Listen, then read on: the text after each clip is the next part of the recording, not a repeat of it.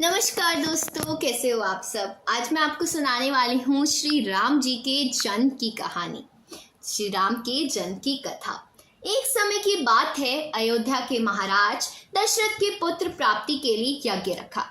इस यज्ञ के लिए राजा दशरथ ने अपनी चतुरंगिनी सेना को काले कान वाले घोड़े को छोड़ने का आदेश भेजा।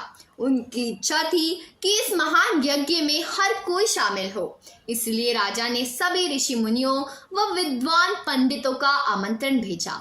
निर्धारित दिन पर महाराज दशरथ अपने दोस्त गुरु वशिष्ठ, रंग ऋषि व अन्य विद्वानों के साथ यज्ञ मंडप में पहुंचे। इसके बाद विधिवत रूप से यज्ञ की शुरुआत हुई।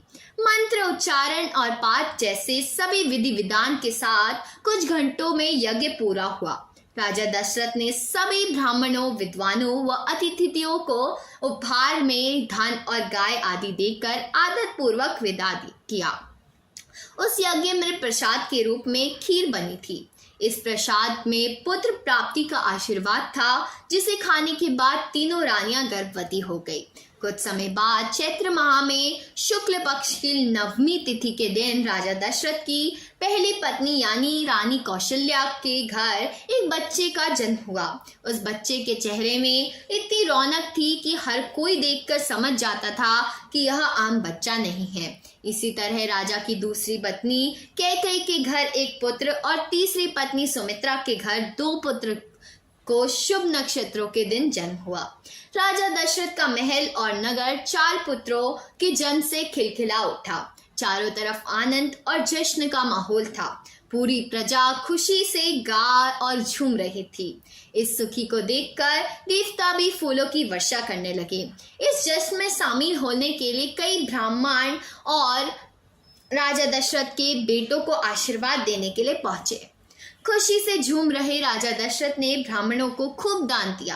फिर अपनी खुशी जाहिर करने के लिए उन्होंने प्रजा व दरबारियों से भी धन, रत्न और आभूषण बंटवाए।